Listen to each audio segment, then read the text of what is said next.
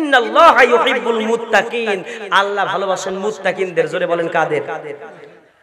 সুন্দর করে আর শ্রেণীর মানুষকে আল্লাহ তাআলা ভালোবাসেন। তার মাঝে সুন্দর করে আল্লাহ বলছেন প্রথম শ্রেণী যারা হবে, যারা ওই শ্রেণীর মানুষ হবে, ইন্নাল্লাহা ইউহিব্বুল মুত্তাকিন। ইন্নাল্লাহা নিশ্চয় আল্লাহ ইউহিব্বু ভালোবাসেন মুত্তাকিনদেরকে আল্লাহ রাব্বুল আলামিন বড় ভালোবাসেন। আল্লাহ রাব্বুল আলামিন সুন্দর করে তাই তো বলছেন, ইয়া আইয়ুহাল্লাযীনা আমানু তাকুল্লাহা ওয়া কুলু কাওলান সাদীদা। আল্লাহ সুন্দর করে তাই মুত্তাকিনদেরকে বলে, ইয়া আইয়ুহাল্লাযীনা আমানু, হে যারা ঈমান এনেছো তারা আল্লাহকে ভয় করো আর সদা সর্বদা সত্যবাদী লোকের কি হও, সত্য কথা বলো এবং সত্যবাদী লোকের সঙ্গে হও। জোরে বলেন সুবহানাল্লাহ। কুনু মা'আস সাদিকিন আর ওয়াকুলু কাওলান সাদীদা। দুটি আয়াত, একটা হচ্ছে সত্যবাদী হও, সত্য কথা বলো, আর সত্যবাদী লোকের সৎসঙ্গ হও, সঙ্গী হয়ে যাও। এই কথাটা কার? তাহলে আমরা প্রথমে শুরু করেছি মুত্তাকিদের দিয়ে। মুত্তাকি বান্দা কারা, মুত্তাকি সম্পর্কে আমাদের জানার দরকার আছে না নাই? আলোচনাটা কমন, সবাই আমরা নিজেকে মুত্তাকি দাবি করি। আমি যদি বলি আচ্ছা এখানে হাত তোলেন তো, কারা কারা ঈমানদার, কারা কারা মুত্তাকি, দেখি তো একটু দেখতে চাই, হাত কি তুলতে পারবেন? মুত্তাকি কারা, একটু হাত তোলেন না। আপনারা কি মুসলমান না? মুসলমান যারা হাত তোলেন না রে ভাই, ভয় করে। আরে ভাই ভয় কিসের, আমি তো আছি রে ভাই, ভয় নাই, হাত তোলেন। সবাই ঈমানদার কিনা? এবার হাত নামান। ঈমানদারের ভিতর থেকে তো মুত্তাকি বাইরে হবে, কথা কয় না কেন? দুধ যদি না থাকে ঘি হবে কোত্থেকে? কথা বোঝেন নাই? দুধ কাঁচায়া কাঁচায়া জাল করে করে ঘি বাইর করবে, একটু সবুর করেন। কষ্ট হচ্ছে আপনাদের আমার ভাইয়েরা। তো মুত্তাকি সম্পর্কে আমরা একটু জানবো। যারা আজকে ঈমানদার আর মুত্তাকি আমরা মনে করছি, নিজেকে দাবি করছি, কিন্তু আজকে যদি আমাদের চরিত্র হয়ে যায় কাফেরদের সাথে সহযোগিতা করি আর মুসলমানদের পিছনে আমরা লেগে যাই, তাহলে আমরা কখনো মুত্তাকির পর্যায়ে যেতে পারবো? যদি কথা বলেন যেতে পারবো না। আজকে মুসলমানদের অধপতন কেন? আজকে মুসলমানরা নামে মুত্তাকি, নামে মুসলমান, নামে শুধু গরু খায় আর মুসলমান বলে, কিন্তু নামাজ নাই, রোজা নাই, ইসলামের কোনো কাজ নাই, সুদ ঘুষ জেনা ব্যভিচার দিয়ে মুসলমানরা একেবারে সয়লা। আছে না নাই? শুধু একটা উদাহরণ দিয়ে সামনে এগিয়ে যেতে চায়। এই অবস্থা যদি সে নিজের মুত্তাকি হয়, পাঁচ চিল্লায় যায়, ইসলামী সংগঠন করে, বিভিন্ন কার্য মসজিদের সভাপতিগিরি করে, মসজিদ মাদ্রাসার অনেক অনুদান তার থাকে, কিন্তু তার কামাই কোন জায়গায় জানেন? তার কামাই হলো সুদের কামাই। কথা কয় না কেন? আছে না নাই? অবশ্যই এলাকায় নাও থাকতে পারে, এলাকার সবাই হয়তো ভালো, নাও থাকতে পারে, আপনার হয়তো সবাই ভালো, কারণ সাতক্ষীরা অঞ্চলের মানুষ তো সবাই ইসলাম প্রিয়। যেই ব্যক্তি সুদ খায় আর ঘুষ খায়, এই ব্যক্তি সমাজের যদি এরকম পর্যায়ে চলে যায়, তাহলে এই লোকের টাকাকে আল্লাহ কবুল করবেন? আল্লাহ রাব্বুল আলামিন জানেন, ইয়া আইয়ুহাল্লাযীনা আমানু ওয়াযারু মা বাকিয়া মিনার রিবা ইন কুনতুম মুমিনিন। আল্লাহ বলছেন, ইয়া আইয়ুহাল্লাযীনা আমানু, হে যারা ঈমান এনেছো, তোমরা শুনে রাখো, তোমরা কি করবে? ওয়াযারু মা বাকিয়া মিনার রিবা, তোমাদের সুদের যে বকেয়া আছে সমস্ত বকেয়াগুলোকে তোমরা maaf করে দাও। জোরে বলেন সুবহানাল্লাহ। যেই ব্যক্তি ঈমানদার দাবি করে, মুত্তাকি দাবি করে আর সুদ খায়, ঘুষ খায়, আল্লাহর নবী বলেন তাদের জন্য অভিশাপ দিয়েছেন, যেই ব্যক্তি সুদ খাবে আর যেই ব্যক্তি সুদ দেবে, যেই ব্যক্তি সুদের লেখালেখি করবে আর যেই ব্যক্তিটা সুদের কি করবে, সাক্ষী থাকবে, এই চারজন ব্যক্তির জন্য আল্লাহ রাসূলের অভিশাপ। এই সমস্ত ব্যক্তিগুলো হয়ে যাবে জাহান্নামী। জোরে বলেন ঠিক কিনা? সুদের সবচেয়ে ছোট গুনাহ হচ্ছে নিজের মায়ের সঙ্গে জিনা করা, ব্যভিচার করা, আর সবচেয়ে বড় গুনাহ হচ্ছে আল্লাহ রাব্বুল আলামিনের সঙ্গে যুদ্ধ ঘোষণা করা। জোরে কোন নাউযুবিল্লাহ। আমার ভাইরা, যেই দেশের মুসলমান সুদ খায়, ঘুষ খায়, অন্যায় বিচার করে, সেই দেশে কখনো আল্লাহর পক্ষ থেকে রহমত নাজিল হতে পারে না। ওই দেশের মানুষগুলো যদি রক্ত মাথার মধ্যে নিয়ে দোয়া করে, নির্যাতিত হতে হতে শেষ হয়ে যায়, যতদিন পর্যন্ত না তার শরীর পবিত্র হতে হবে, ঈমান পবিত্র না হবে, ততদিন পর্যন্ত আল্লাহ তাদের দোয়া কবুল করবে না। কথা কোন ঠিক কিনা? আজকে মুসলমানদের উপরে নির্যাতন নির্যাতনের একটাই কারণ, আজকে মুসলমান নামে মুসলমান, কিন্তু মুসলমান আর আগের মতো আছে, আগের মতো নেই। এজন্য আসুন আমার ভাইয়েরা, সুদ থেকে নিজেদেরকে বিরত রাখতে হবে। সুদ যদি আমরা খাই, ঘুষ যদি খাই, যদি এরকম কাজ করি, তাহলে আমাদের জন্য কিরকম শাস্তি আছে একটু হাদিসটা বলে এগিয়ে যাই। রাসূল সাল্লাল্লাহু আলাইহি ওয়াসাল্লাম মিরাজে গেলেন, সুবহানাল্লাযী আসরা বিআবদিহি লাইলাম মিনাল মাসজিদিল হারাম ইলাল মাসজিদিল আকসা আল্লাযী বারাকনা হাওলাহু লিনুরিয়াহু মিন। তাহলে মুত্তাকি হতে হবে। মুত্তাকি যদি না হন, তাহলে এই মানুষগুলোর ইবাদত আমল আল্লাহর দরবারে কবুল হবে না। মুত্তাকি ঈমানদার না হলে পরে এই সমস্ত মানুষগুলো মুত্তাকি ঈমানদার মনে করে যারা সুদ আর ঘুষ খায়, এদের অবস্থা কি হবে হাসরের ময়দানে একটু বুঝায় দিয়ে খেয়াল করেন। আল্লাহর নবী জনাবে মুহাম্মদ রাসূলুল্লাহ সাল্লাল্লাহু আলাইহি ওয়াসাল্লাম মিরাজের রাত্রিতে যখন জান্নাত এবং জাহান্নাম যখন রাসূলকে দেখানো হলো, 87 বছর যখন আল্লাহ নবী যখন উর্দু আকাশে জান্নাত দেখলেন আর জাহান্নাম দেখলেন, আল্লাহ যেদিন দেখায় দিলেন, রাসূল দেখতে পেলেন একজন মানুষকে আল্লাহ রাব্বুল আলামিন এমন কোন শাস্তি দিচ্ছে, রক্তের নদীর মধ্যে তাকে হাবুডুবু খাওয়ানো হয়। রাসূল বলছেন, জিবরাইল রে, এই লোকটা কোন লোক? ইয়া রাসূলুল্লাহ, কি যেই লোককে দেখতে পাচ্ছেন রক্তের নদীর মধ্যে হাবুডুবু খাচ্ছেন, একটু সবর করেন, সামনের দিকে আগান, পরে বলবো। আল্লাহ নবী আরেকটু সামনে গিয়ে গেলেন, দেখতে পেলেন একজন মানুষের মাথার মধ্যে আঘাত করা হয়, মাথাটা ফিনকিতে রক্ত বের হয়, মাথার মগজগুলো হাড় হাড্ডি সব একাকার হয়ে যায়, আর পাথরটা করে আনতে শুরু করে। আবার যখন পাথর আনতে গেছে ফেরেশতা, আবার তার হাড় হাড্ডিগুলো সুন্দর করে লেগে যায়। ইয়া রাসূলুল্লাহ, কি আরেকটু সবর করেন, সামনের দিকে আগান। আরেকজন ব্যক্তিকে দেখা গেল, যেই ব্যক্তির জিহ্বাটা করার কাটা হচ্ছে, আর একটু সামনের দিকে নবী চলে গেলেন, দেখতে পেলেন তার মুখটা কাটা হয়, পেছন দিক চলে যায়, আবার করার দিয়ে পেছন দিক থেকে সামনের দিকে কাটা হয়। আরেকজন একটু সামনের দিকে নবী আগায় গেলেন, দেখতে পেলেন একজন মহিলাকে এই স্তনের মধ্যে বসিয়ে ঢোকায় এমন করে ঝুলিয়ে রাখা হয়েছে, আর নিজ দিক থেকে জাহান্নামের আগুন দাউ দাউ করে জ্বালানো হয়। রাসূল বলছেন, জিবরাইল রে, আমাকে একটু জানায় দাও, এই যে আমি এতগুলো দৃশ্য দেখলাম, এই সমস্ত মানুষদের কেন শাস্তি দেওয়া হয়, তাদের অপরাধটা এমন কেন, কি এমন অপরাধ হয়েছে? ইয়া রাসূলুল্লাহ, কি আপনাকে জানাই, ওই যে প্রথম দেখেছিলেন একজন মানুষকে রক্তের নদীর মধ্যে হাবুডুবু খাওয়ানো হয়, এই ব্যক্তি তো পৃথিবীর অমন ব্যক্তি ছিল, যেই ব্যক্তি সুদ করত, সুদ খাইত, সুদের ব্যবসা করত, যেই ব্যক্তি সুদ দিত, চক্রবৃদ্ধি খানে সুদ খাইত, সুদ দিত, এই ব্যক্তিগুলোকে আল্লাহ রাব্বুল আলামিন রক্তের নদীর মধ্যে তারা রক্তের নদীর মধ্যে হাবুডুবু খাইতে থাকবে।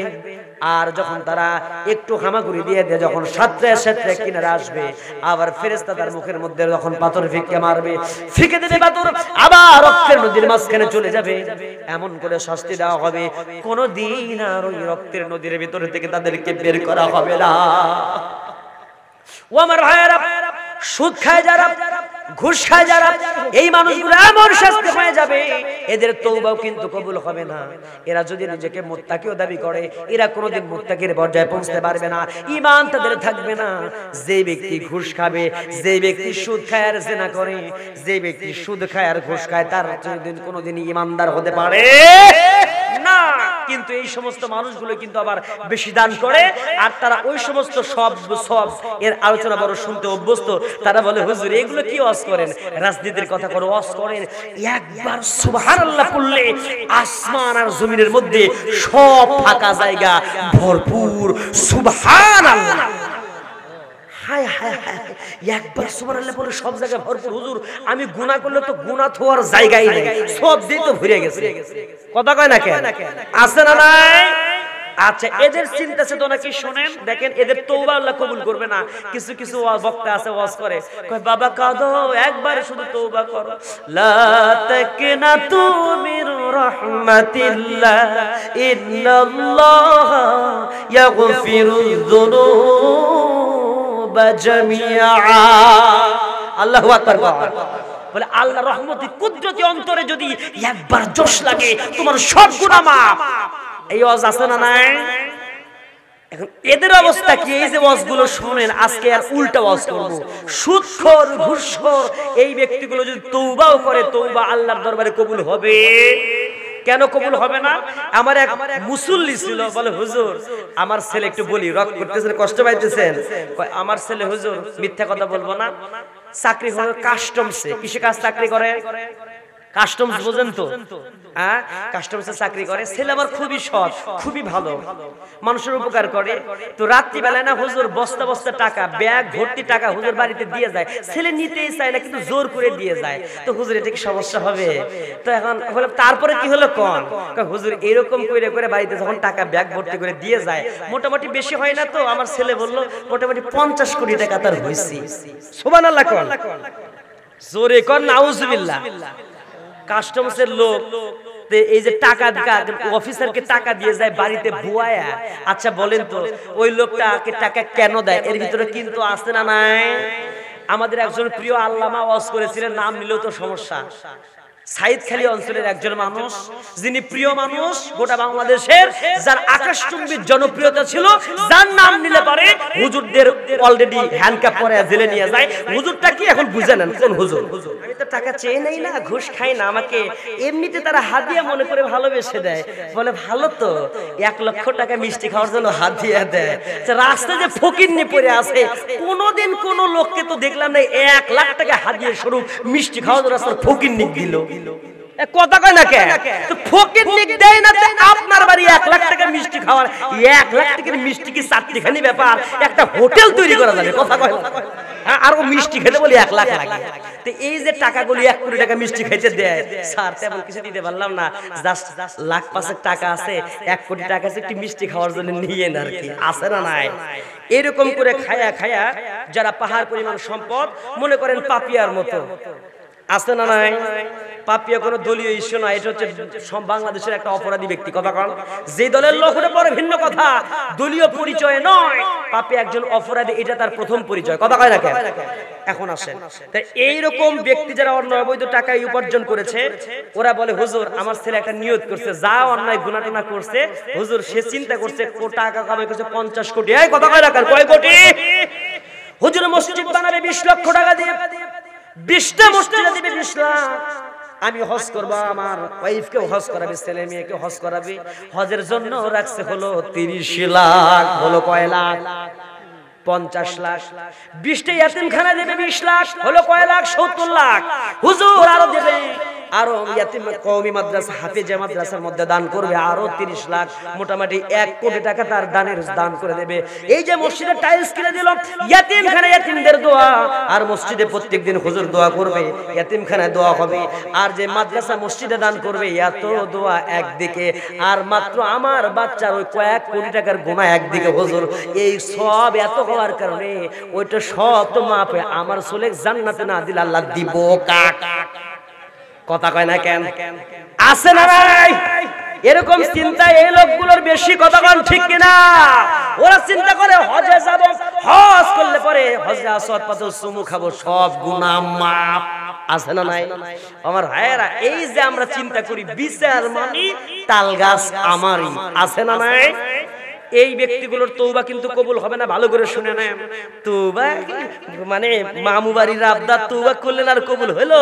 তওবার শর্ত আছে 4টা। যে গুনাহ করেছি জীবনে আর করা যাবে গুনাহ যা করেছি অনুতপ্ত হব। 3য় নাম্বার গুনাহ করার না করার সুদৃঢ় কল্পনা করব, সংকল্প করব। 4র্থ নাম্বারে তো বড় কঠিন, হকদারের হক, হাক্কুল্লাহ হাক্কুল ইবাদ।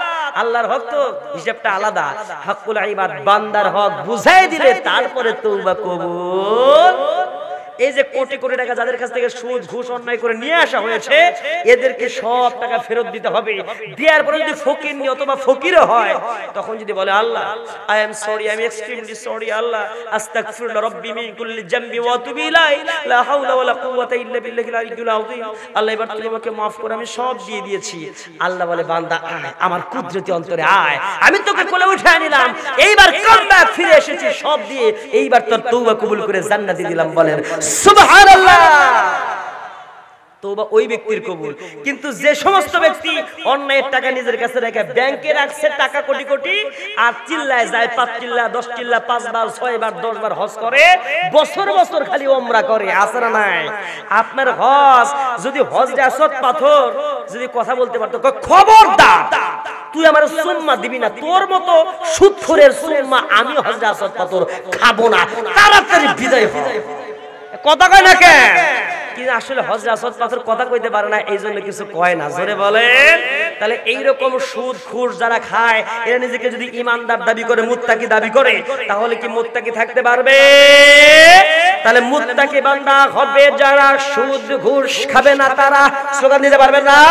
জোরে বলেন। মুত্তাকি বান্দা হবে যারা, আর সুদ ঘুষ খাবে যারা, ইমানদার মুত্তাকি থাকবে না তারা। যাই হোক, এটা আমরা একটু অল্প দিকে আলোচনা করি, সামনের দিকে আগায় যাই। আমার ভাইয়েরা, এখন আসেন যে এই ইমানদারদেরকে, মুত্তাকিদেরকে আল্লাহ রাব্বুল আলামিন বলছেন যে তোমরা আল্লাহকে কেমনে ভয় করবে। আল্লাহ বলছেন, ইয়া আইয়ুহাল্লাযীনা আমানু তাকুল্লাহা হাক্কা তুকাতিহি ওয়া লা তামুতুন্না ইল্লা ওয়া আনতুম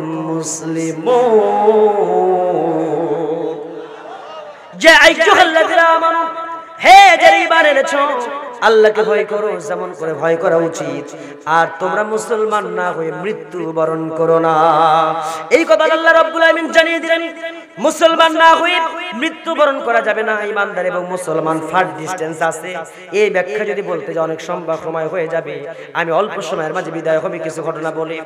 রাসূল সাল্লাল্লাহু আলাইহি ওয়াসাল্লামের সাহাবীদের কাছ থেকে আমরা জেনে নেব কেমনে তারা আল্লাহকে ভয় করত, আল্লাহ রাব্বুল আলামিনকে কেমনে তারা ভয় করতে।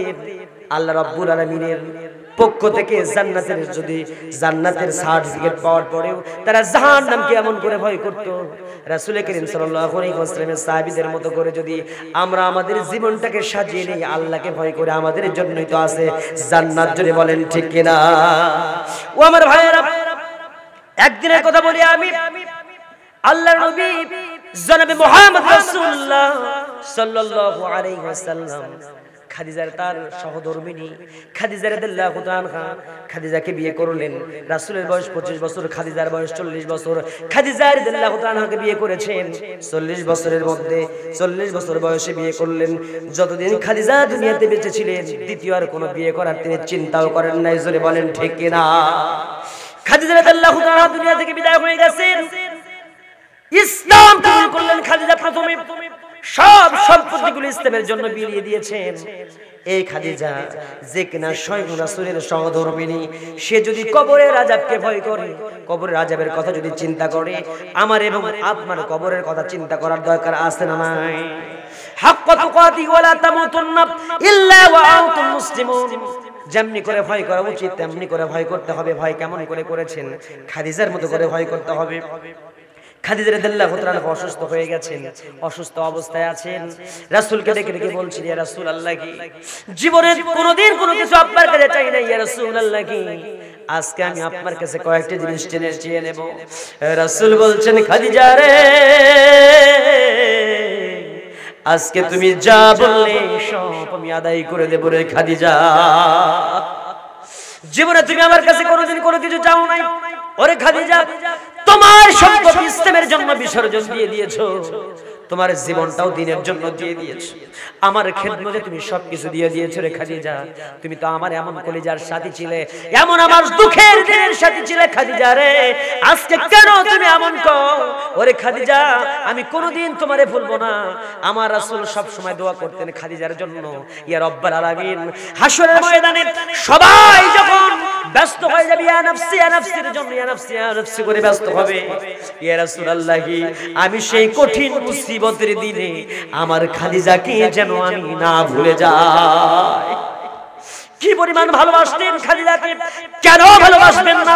যত সম্পত্তি জুড়ে ইসলামের জন্য বিসর্জন দিয়ে দিয়েছেন, যতদিনই খাদিজা যে পরিমাণ রাসূলের জন্য কষ্ট করেছেন, অন্য কোন স্ত্রীর ধারে কাছেও যেতে পারে নাই। জোরে বলেন ঠিক কিনা? আয়েশা সিদ্দিকা রাদিয়াল্লাহু তাআলা আনহা মদিনা থেকে হিজরত করলেন। মদিনা থেকে যেদিন আল্লাহর নবীর সঙ্গে মক্কা বিজয়ের দিন মক্কায় যে বিদায় হজের জন্য চলে গেলেন, একটা উটের উপরে চড়ে আম্মা জান আয়েশা সিদ্দিকা রাদিয়াল্লাহু তাআলা আনহা এবং আমার নবীজি বিশ্বনবী সুন্দর করে উঠে চলেছেন, আস্তে আস্তে করে হেঁটে হেঁটে চলে গেছেন তিনি মক্কাতে। বিদায় হজ করলেন, জীবনে একটা মাত্র হজ করেছেন তিনি, দ্বিতীয় হজের কোনো সুযোগ তার ছিল না। আল্লাহ নবী যখন হজটা শেষ করে বিদায় হজের ভাষণ দিলেন, বিদায় হজের ভাষণ দিয়ে আল্লাহ নবী চলে আসবেন মদিনাতে। মদিনাতে আসার পরে আল্লাহ নবী একটু একটা জায়গায় ব্রেক মারলেন, উটের উপরে আয়েশাকে রেখে দিয়ে বলে, আয়েশা রে একটু ওয়েট করো, আয়েশা রে একটু তুমি দাঁড়িয়ে যাও, আমি কিছুক্ষণ পরে আসছি। আল্লাহ নবী চলে গেলেন, অনেকক্ষণ হয়ে গেল, আল্লাহ রাসূল আর আসে না। এই জন্য হযরত আয়েশা রাদিয়াল্লাহু তাআলা অপেক্ষা করতে করতে যখন বোরিং ফিল করছেন, এবার আল্লাহ নবী যখন চলে এসেছেন, আল্লাহ নবীর চেহারার মধ্যে তাকায় দেখেন, আল্লাহ নবীর চোখ দিয়ে দরদর করে পানি পড়ে। আল্লাহ নবীর মুখের মধ্যে পানি দেখা যায়, দাড়ির মধ্যে বালি, আর গোটা শরীরের মাঝে বালি দেখা যায়। বালির মধ্যে গড়াগড়ি খাইলে পড়ে যেমন করে শরীরের মধ্যে বালি ভরবে, তেমন দৃশ্য দেখা যায়। হযরত আয়েশা বলেন, আয়েশা রাদিয়াল্লাহু তাআলা সুন্দর করে বলি, ইয়া রাসূলুল্লাহ, আপনার কাছ থেকে আমি কয়েকটা অ্যানসার জেনে নেব, আজকে কয়েকটা প্রশ্ন করব। রাসূল বলছেন, আয়েশা রে আজকে তো তুমি আবার প্রশ্ন করতে চাও রে আয়েশা, কি আবার প্রশ্ন তুমি করবে? তুমি আমারে করতে পারো, আয়েশা বলো কি জানতে চাও? ইয়া রাসূলুল্লাহ, আপনার কাছ থেকে জানতে চাই আমি, আপনি তো এমন রাসূল, আপনি যে কয়েকটা বিবাহ করেছেন, এই যে যতগুলো স্ত্রী আপনার সহধর্মী ছিল, সবচাইতে চেহারা সুন্দর যার অল্প বয়স কাজে, আর যার চেহারা সুন্দর ছিল অল্প বয়স ছিল সেই আপনার স্ত্রীকে আমার নবী বলতেছেন, আয়েশা রে যতগুলো স্ত্রী আমার ছিল সবগুলো স্ত্রীর মধ্যে অল্প বয়স তোমার, আর তোমার চেহারাটাই বেশি সুন্দর। জোরে বলেন সুবহানাল্লাহ। ইয়া রাসূলুল্লাহ, কি দুই নাম্বার প্রশ্ন, সবচেয়ে সুন্দর করে রান্না করতে পারে আপনার যতগুলো স্ত্রী তার মধ্যে সুন্দর রান্না কার বেশি ভালো হয়? বলে আয়েশা সেটাও তোমার। তিন নাম্বার হচ্ছে, হুজুর আপনার বাড়িতে যদি কোনো মেহমান আসে তখন সুন্দর করে অতিথি আপ্যায়ন কে করে? ও আমার আয়েশা রে এইটাও তুমি করো। চতুর্থ নাম্বার প্রশ্ন, ইয়া রাসূলুল্লাহ, কি আপনার যতগুলো স্ত্রী ছিলেন সবগুলো স্ত্রীর মাঝে সবচেয়ে মেধার দিক থেকে যে বেশি সুন্দর হাদিস বেশি বর্ণনা করেছে, যে বেশি মাথার মধ্যে হাদিস রাখতে পারে সেইটাকে? রাসূল বলছেন, আয়েশা রে এমন প্রশ্ন কেন বারবার করো? ওরে আয়েশা এইটাও তুমি, সবচেয়ে বেশি হাদিস তো তুমি বর্ণনা করেছো, মাথার মধ্যে স্মৃতি পটে তুমি ধারণ করেছো। জোরে বলেন সুবহানাল্লাহ। এইবার আয়েশা বলেন, ইয়া রাসূলুল্লাহ, কি আপনার মুখ দিয়ে চারটা কথা আমার দিকে চলে আসলো, আমার চেহারা সুন্দর, আমি রান্না করতে পারি ভালো, আমি সুন্দর করে অতিথি আপ্যায়ন করতে পারি, ও প্রাণবন্ত অতিথি আপ্যায়ন করি। চতুর্থ নম্বরে আমি সবচেয়ে বেশি হাদিস বর্ণনা করেছি। ইয়া রাসূলুল্লাহ, কি এত সুন্দর গুণবতী রূপবতী স্ত্রীকে রেখে দিয়া আজ কেন বুড়ি মহিলা খাদিজার কবরের পাশে গিয়া গড়াগড়ি করে কাঁদেন?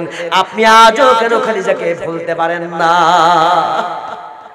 আল্লাহ নবীর সঙ্গে সঙ্গে আয়েশা রাদিয়াল্লাহু তাআলা মুখ থেকে চেপে ধরেছেন আর বলতেছেন, আয়েশা রে খবরদার খবরদার আয়েশা, দ্বিতীয়বার তোমার মুখ থেকে যেন আমি আমার খাদিজার সম্পর্কে কোনো মন্তব্য শুনতে চাই না। আল্লাহ নবী কোনোদিন এমন করে চাপ দিয়ে ধরে নাই। আল্লাহ নবী মুখটা এমন করে চাপ দিয়ে ধরেছেন খাদিজা রাদিয়াল্লাহু, হযরত আয়েশা সিদ্দিকা রাদিয়াল্লাহু তাআলা আনহার খাদিজার জন্য। বলে, আয়েশা রে তুমি কি জানবে রে আয়েশা, তোমরা সবাই বলে আমার সুখের দিনের সাথী, আর হযরত খাদিজা ছিল আমার দুঃখের দিনের সঙ্গী। ওরে আয়েশা তুমি তো জানো না রে আয়েশা, আমার খাদিজা রে, ও আয়েশা রে, আমার খাদিজার কথা আমি কি বলবো? আজকে তুমি বুঝতে পেরেছো, দেখতে পেয়েছো, আমি খাদিজার কবরের পাশে গিয়ে গড়াগড়ি করে কেঁদেছি, আমি খাদিজার জন্য দু চোখের পানি ফেলে কেঁদেছি, আমি খাদিজার কবরের পাশে গড়াগড়ি খেয়েছি, আমার চেহারার মধ্যে বালি ভরে আছে। এই অবস্থা দেখে তুমি আমাকে এতগুলো প্রশ্ন করলে রে আয়েশা।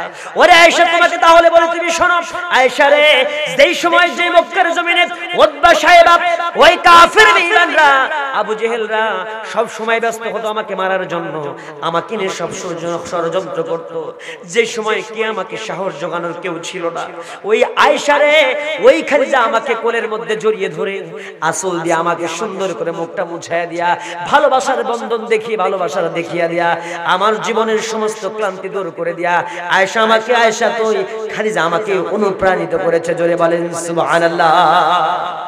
ওরে আয়েশা তুমি তো জানো না রে আয়েশা, আমি দিনের প্রচার করতাম, দিনের প্রচার করতে এসে অক্লান্ত পরিশ্রম করে বাসায় যখন এসেছি, আমাকে সুন্দর করে ভালোবাসা দিয়েছে, এত পরিমাণ খেদমত করেছে আয়েশা, যেই খেদমতের কারণে সমস্ত ক্লান্তি শ্রান্তি সব পরিশ্রম আমার দূর হয়ে গেছে। জোরে বলেন মারহাবা। ওরে আয়েশা, তুমি তো জানো না, আরে আয়েশা, আমি যখন রাত 12টা, রাত 3টা, রাত 4টা, কখনো সকালবেলা, কখনো ফজরের সময়, কখনো সকাল 8টার দিকে যখন আমি দিনের দাওয়াত দিয়ে চলে আসতাম, আর আমি যখন দরজার মধ্যে একটা মাত্র নক করতাম, খাদিজা 2টা ডাক দিলে হতো না, সঙ্গে সঙ্গে খাদিজা আমার জন্য ওপেন করে দিয়ে যে দরজা খুলে দিত। এই সময় আমি খাদিজাকে বললাম, খাদিজা রে, তুমি কি ঘুমাও না? তুমি কি ঘুমাও না রে খাদিজা? আমি কোনদিন 2টা ডাক দিতে পারি না, একটা ডাক দিলে তুমি কেমনে দরজা খুলে দাও? ইয়া রাসূলুল্লাহ, কি আপনি যখন দিনের দাওয়াতে চলে যান, আমার কলিজাটা আপনার সাথে সাথে চলে যায়, আমার দেহটা পড়ে থাকে এখানে, আর আমার যে হৃদয়টা আপনার কাছেই তো চলে যায় হুজুর গো। আমি সব সময় চিন্তা করি, না জানি কখন আবু জেহেল আপনার উপরে নির্যাতন চালায়, কখন উতবা সাহেব ওই শয়তানের কাফের বেঈমানের বাচ্চারা আপনাকে হত্যা করার ষড়যন্ত্র করে, কখন আপনাকে গণধোলায় দেয়। এইজন্য আমি সব সময় ব্যস্ত হয়ে থাকি। আমি একদিনের জন্য বিছানায় পিঠ লাগাই নাই, আপনার গলাও শোনার জন্য দরজায় দাঁড়ায় অপেক্ষা করতে থাকি। জোরে বলেন সুবহানাল্লাহ। খাদিজা আমার জন্য এত কষ্ট করেছি, একদিন আমার জন্য বিছানায় পিঠ লাগাই নাই। যতদিন আমি ঘর থেকে বের হয়ে গেছি দিনের দাওয়াত দেওয়ার জন্য, ও আয়েশা রে, তুমি যে জানো না যে খাদিজা আমার জন্য এত কিছু করেছে, আমার সব সম্পত্তি ইসলামের জন্য দিয়ে দিয়েছে রে খাদিজা। এই জন্য আমি ওই খাদিজাকে কেমনে ভুলি রে খাদিজা? ও আমার আয়েশা, তুমি বুঝতে ভুল করেছো, ওই খাদিজাকে আমি কোনোদিন ভুলতে পারবো না। যতগুলো আমার স্ত্রী ছিল, খাদিজার মতো একজনও হতে পারে না। জোরে বলেন সুবহানাল্লাহ।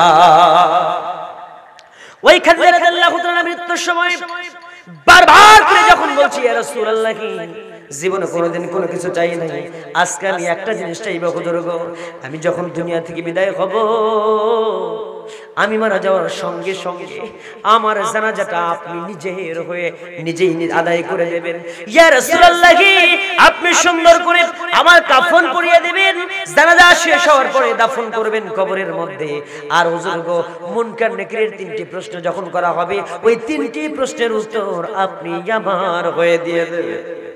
রাসূল বলছেন, খাদিজা রে, আজকে তুমি যা বললে সব আমি আদায় করে দেব রে খাদিজা। ওরে খাদিজা, জীবনে কোনো কিছু চাও নাই, সব দিয়ে দিয়েছি ইসলামের জন্য, আজকে মাত্র 3টা জিনিস চাইছো, আমি কেন আদায় করব না? আজকে তুমি যা বললে সব আমি আদায় করে দেব। হযরত খাদিজা রাদিয়াল্লাহু তাআলা দুনিয়া থেকে বিদায় হয়ে গেলেন। ইন্না লিল্লাহি ওয়া ইন্না ইলাইহি রাজিউন। প্রত্যেকটা মানুষকে তো মৃত্যুর স্বাদ গ্রহণ করতে হবে। সুম্মা ইলাইহি তুরজাউন। কুল্লু নাফসিন যায়িকাতুল মাউত। Everybody must be face before the day of resurrection. প্রত্যেকে মৃত্যুর পরে পুনরুত্থান দিবসের জন্য রেডি হয়ে থাকতে হবে। আইনামা তাকুনু ইউদরিকুমুল মাউত ওয়ালাউ কুনতুম ফি বুরুজিহিম মুশাইয়াদা। জোরে জোরে কোন আল্লাহু আকবার। ওয়া আমার ভাইরা, মৃত্যুর যদি পাপিয়া আপার যদি মনে থাকতো, তাহলে ওর দ্বারা তো এরকম জঘন্যতম কাজ কি হতো? যদি একটাবার মৃত্যুর কথা পৃথিবীর কোন এমপি, কোন মন্ত্রী যদি স্মরণ রাখে, তাহলে তাদের যারা হাজার হাজার কোটি টাকা এরকম দুর্নীতি পরায়ণ তারা হতে পারত। মৃত্যুর কথা স্মরণ করে পড়ে আল্লাহর কসম করে বলি, যে ব্যক্তি মন থেকে মৃত্যুর কথা চিন্তা করবে, ওর দ্বারা কোনোদিন অন্যায় হতে পারে না, ওর দ্বারা কোনোদিন এমন কাজ হতে পারে না। কোন মানুষ যদি বাবাটা মারা গেছে, বাবা মারা যাওয়ার পরে ওই বাবা যদি মৃত্যুবার্ষিকী পালন করে অথবা জন্ম দিবস পালন করে, তাহলে জন্ম দিবসে খুশি হওয়ার কারণে একজন মুসলমান কি করতে পারে? মিষ্টি খাওয়াতে পারে, আর সুন্দর করে কোরআন খানি করে দোয়া করতে পারে। আমরা মুসলমানরা যা করে থাকি, কথা কোন ঠিক কিনা? কিন্তু কোন মানুষের বাবার জন্মদিনের উপলক্ষে যদি ডান্স পরিবেশন করে, নৃত্য পরিবেশন করা হয়, আর বছরব্যাপী করা হয়, যদি ডান্সের নৃত্য পরিবেশন করা হয়, সিনেমার ফিল্ম উপস্থাপন করা হয়, আল্লাহর কসম করে বলি, এই ব্যক্তির মৃত্যুর কথা স্মরণ নাই। যদি মৃত্যুর কথা স্মরণ থাকে, এরকম কাজ করতে পারবে না। আমার ভাইয়েরা, সচেতনমূলক একটা কথা বলি, কোন মানুষকে ইন্ডিকেট করে নয়, মুসলমানের কথা, এটা কথা কয় না কেন? আচ্ছা, যদি আমার বাবা, আমি আমার নিজের কথাই বলি, আমার বাবার জন্মবার্ষিকী পালন করব। জন্মবার্ষিকী পালন করা আমি মুসলমান, আমার দায়িত্ব কি? আমি বাবার জন্য মিষ্টি বিতরণ করলাম, ধরেন মৃত্যু দিবস পালন করলাম, জন্ম দিবস পালন করলাম, মিষ্টি দিতে পারি, একটু দোয়ার খানি ব্যবস্থা করবো, কোরআন খানির ব্যবস্থা করবো, এটাই তো হয় স্বাভাবিক কথা কয় টাকা। যদি কোনো মুসলমান আমি যদি এই কাজটা করে আমি নিজেই করলাম, কি করব? বিশাল বড় স্টেজ সাজাইলাম, আলোচনা স্মারক, এই জায়গায় একটা টোকেন লাগাইলাম, সুন্দর করে একটা কালো চিহ্ন লাগাই দিলাম, শোক 1 মিনিট নীরবতা পালন করলাম, পালন করে বুঝাইলাম যে আমার বাবার বড় ভালোবাসি। আচ্ছা, এরপরে কি করলাম? হারমোনিয়াম নিয়ে আসা, যেহেতু আমার জন্মদিন মানে আমার বাবার জন্মদিন অথবা মৃত্যু দিবস, হারমোনিয়াম নিয়ে এসে গান বাজালাম, সারে গা মা পা ধা নি সা সা নি ধা পা মা গা রে সা। আছে না নাই? গেল। এই সারে গান দিয়ে শেষ না, বয়াতিন এসে গান গাচ্ছে, লাফাচ্ছে, আমায় বেবি ওয়ালাই খাইছে রে হে টু টু টু টু টু। বাকিটা ইতিহাস। আরেকজন আসে, জেমস আসলো, জেমস এসে বলতেছে, লিখতে পারি না কোনো গান আজ তুমি ছাড়া। বাকিটা ইতিহাস। আচ্ছা, এরপরে অন্য কোন গায়ক আসে, হিন্দি সিরিয়ালের হিন্দি কোন ফিল্ম গায়ক আসে, গান গাইতেছে, ধুম বাচালে ধুম। কথা কয় না কেন? এখন আমি যদি এই কাজটা আমি করি, আমি কারোর কথা কইনি, আমার নিজের কথা কইছি। আচ্ছা, আপনারা আমারে কি বলবেন? মুসলমান বলবেন নাকি হিন্দু কইবেন? কথা কয় না কেন? জোরে বলেন। আমি যদি ওয়াজ করি, ওয়াজ করে এই ওয়াজের টাকা নিয়ে আমার বাপের এরকম জন্মদিন পালন করি বা মৃত্যু দিবস পালন করি, গান বাজনা খায়া, আপনি আমারে কি করবেন? আপনারা কি মেনে নিতে পারবেন? আমি শুধু বুঝাইয়া দিলাম যে আমরা মুসলমানরা এরকম কাজ করতে পারি, যে বা যারা এরকম কাজ করবে তাদের এখান থেকে ফিরে আসা দরকার। যদি তা না হয়, তাহলে আমার বাবা হোক, সৌদি আরবের কাবা ঘরের ইমাম সাহেবের বাপেরও যদি এই জন্মদিনে যদি তারা বিশাল বড় কেক কাটা যদি ড্যান্স পরিবেশন করে, আল্লাহর কসম করে বলি, সৌদি আরবের কাবা শরীফের ইমামকে কেউ সাথ দেবে না, ওরে বলবে তোর কাবা ঘরতে তাড়াতাড়ি বিদায় কর। এ কথা কয় না কেন? কেউ মেনে নেবে? যদি ও বলে নরেন্দ্র মোদী হতো বা হিন্দুস্তানের কোন হিন্দু হতো যে গোমূত্র খাওয়া সর্বরোগের মহা ঔষধ, গোবরের মধ্যে স্নান করা, গোবর স্নান করা কোনো অসুবিধা নাই, অ্যান্টিসেপটিক, গোবরের মধ্যে গোসল করলে একবার করোনা ভাইরাস দূর হয়ে যাবে। কথা কয় না কেন? আছে না নাই? ওই জাতের জাত হইলে তাহলে কবে না, তাহলে কোনো সমস্যা নাই। কারণ কি? হোতারবিন্দ্র মহেশিন্দ্রা অলং দষ্টং চেষ্টং পরমাং পরং জব ব্রহ্মা মহসকবাসী বাহু ভজন্নকৃত অনুতদস্য যদবর্ষা যদবা পদ্রা সম্মল গ্রাম মুখ্যস মাধীমস বিষ্ণ যশাবতন মাতৃতন নিদশত মধুবর্তিক দেবা দোয়াক্রান্তে প্রকৃতা সব্বিশত্ব সবিতা ভবন্ত। ওম শান্তি, ওম শান্তি, ওম শান্তি।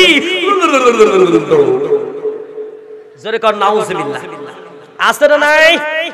এইরকম ওম শান্তি গ্রুপ যারা, তাদের দ্বারা এই কাজ শোভা পায়, কারণ তারা বিধর্মী। কথা কয় না কেন? আর ওম শান্তি করে যদি রক্ত বমিও করে, এই পৃথিবীতে কি শান্তি প্রতিষ্ঠিত হবে? কোন পথে শান্তি নাই, কোন পথে মুক্তি নাই, কোন পথে শান্তি নাই, কোন পথে মুক্তি নাই, শান্তির পথ শুধু একটাই, সেই পথে ইসলাম আই ছুটে আয়, সেই পথে ইসলাম আই ছুটে আয়। কথা কোন ঠিক কিনা? There is no alternative way, there is only one way, it is Islam. Inna ad-deena 'inda Allahi al-Islam wa man yabtaghi ghayra al-Islam dinan falan yuqbala minhu wa huwa fil akhirati minal খাসিরিন। ওর সব আমল কোনো কিছু কবুল করা হবে না যদি ইসলাম বাদ দিয়ে অন্য কোনো কিছু, অন্য কোনো মতবাদ, অন্য কোনো দলকে তালাশ করে। কথা কয় না কেন? বুঝেন না? বুঝলে বুঝপাতা, না বুঝলে তেজপাতা। আমি কি কাউকে গালি দিয়েছি? পরিবেশটা সুন্দর না? হ্যাঁ, এমন যত সুন্দরী থাকে আমার ভাইয়েরা, সামনের দিকে আগে। কষ্ট পাচ্ছেন আপনারা? অসুবিধা হচ্ছে? তাহলে একজন মুসলমান আমরা যারা এই ধরনের কাজ আমরা করব না। এখন সামনে আগে হযরত খাদিজা রাদিয়াল্লাহু তাআলা দুনিয়া থেকে বিদায় হয়ে গেছে। তাহলে এরকম মৃত্যুর কথা খাদিজার মতো করে যদি আমরা আল্লাহকে ভয় করতাম, আমাদের দ্বারা এই কাজগুলো কি হতো? কথা বলা সম্ভব ছিল? এটাই তো বোঝাতে চেয়েছিলাম। খাদিজা রাদিয়াল্লাহু তাআলা দুনিয়া থেকে বিদায় হয়ে গেছেন, আল্লাহর নবী জনাবে মুহাম্মদ রাসূলুল্লাহ সাল্লাল্লাহু আলাইহি ওয়াসাল্লাম সুন্দর করে কি করেছে, আল্লাহর নবী নিজে তার জানাজা ময়দানে সুন্দর করে হাজির হলেন। আল্লাহর নবী নিজে জানাজা শেষ করলেন, জানাজা শেষ করে দিয়া সুন্দর করে খাটনিটা বয়ে নিয়ে কবরের মধ্যে চলে গেলেন। কবরের মধ্যে সুন্দর করে যখন তাকে রেখে দেওয়া হয়েছে, কবরের মধ্যে রেখে দেওয়ার পরে মুখটা যখন খুলে দেওয়া হলো, আল্লাহর নবীর জিহবা থেকে, মুখ থেকে লালা মুবারক খাদিজা মুখের মধ্যে ঢুকে দেওয়া হয়, মুখটাকে কিবলার দিকে করে দেওয়া হয়। বারবার আসমানমুখী হয়ে যায়, বারবার কিবলামুখী করে রাসূল বারবার ব্যর্থ হয়ে গেলেন। আর জিবরাইল আমিন এসে বলেন, ইয়া রাসূলুল্লাহ, আপনি যতবার খাদিজার চেহারাটা কিবলামুখী করবেন কোনোদিন কিবলামুখী থাকবে না। আল্লাহ রাব্বুল আলামিন খাদিজার প্রতি সন্তুষ্ট হয়ে গেছেন, খাদিজার চেহারাটা আল্লাহর আরশের দিকেই থাকবে। বলেন সুবহানাল্লাহ। আল্লাহর নবী সুন্দর করে দাফন শেষ করে দিয়ে কবরের মাটিতে দাঁড়িয়ে আছেন। সব মানুষ যখন চলে গেছে, সাহাবা کرام বাসায় চলে গেছেন। রাত যখন গভীর হয়, রাত যখন আস্তে আস্তে ধীরে ধীরে গভীর হতে লাগলো, সমস্ত মানুষগুলো যখন বাড়িতে চলে গেল, আল্লাহ নবী রাত হয়ে গেছে, নবী যে দাঁড়ায় আছেন কবরের পাশে। জিবরাইল এসে বলেন, ইয়া রাসূলুল্লাহ, কি সবাই যখন বাড়িতে চলে গেছে আপনি কেন দাঁড়িয়ে? ও জিবরাইল, আমি খাদিজাকে ওয়াদা দিয়েছি, আমি প্রতিশ্রুতি দিয়েছি, আমি তো প্রতিশ্রুতির ব্যতিক্রম করতে পারবো না। আল্লাহ রাব্বুল আলামিন কখনো প্রতিশ্রুতির ব্যতিক্রম করেন না। লা তুখলিফুল মিয়াদ, প্রতিশ্রুতির ব্যতিক্রম আমি করতে পারবো না, অবশ্যই করব না। আমার খাদিজাকে আমি ওয়াদা দিয়েছি, মুনকার আর নাকিরের প্রশ্নের উত্তরটা আমি নিজে দিয়ে দেব। রাসূলকে লক্ষ্য করে জিবরাইল বলে, ইয়া রাসূলুল্লাহ, কি আল্লাহ রাব্বুল আলামিন খাদিজার প্রতি পরিমাণ সন্তুষ্ট হয়ে গেছে, খাদিজার প্রতি আল্লাহ রাব্বুল আলামিন সন্তুষ্ট, আরো শিশু হয়ে গেছে। খাদিজা যে পরিমাণ সম্পদ ইসলামের জন্য দান করেছে, আপনাকে যে মহব্বত ভালোবাসা দেখিয়েছে, দ্বীনের জন্য যে পরিমাণ স্যাক্রিফাইস করেছে, আল্লাহ রাব্বুল আলামিন খাদিজার সেই তিনটি মুনকার নাকিরের সেই তিনটি প্রশ্নের উত্তর দেওয়ার জন্য আপনার কোনো প্রয়োজন নাই, আল্লাহ রাব্বুল আলামিন নিজেই যথেষ্ট হয়ে গেছেন। বলেন সুবহানাল্লাহ। ও আমার ভাইয়েরা, ও আমার মায়েরা, গভীর মনোযোগ দিয়ে শুনবেন। আজকে আমাদের অবস্থা যদি খাদিজার মতো হতো, খাদিজা রাদিয়াল্লাহু তাআলার মতো করে যদি আমরা কবর আযাবের কথা যদি সুন্দর করে চিন্তা করতাম, তাহলে আজকে আমাদের দ্বারা কোনোদিন এই খারাপ কাজগুলো হতো না। ইয়া আইয়ুহাল্লাযিনা আমানু তাকুল্লাহ, আল্লাহকে ভয় করতে আল্লাহ বলেছেন হাক্কা তুকাতিহি, যেমন করে ভয় করা উচিত। হাক্কা তুকাতি ওয়ালা তামুতুন্না ইল্লা ওয়া আনতুম মুসলিমুন, আর মুসলমান না হয়ে মৃত্যুবরণ করার কথা নিষেধ করেছেন আল্লাহ। কিন্তু আমাদের সমাজের মহিলাদেরকে আর যুবকদেরকে দেখা যায় মুসলমান হয়ে মরে না, বরং মরার পরে মুসলমান হয়।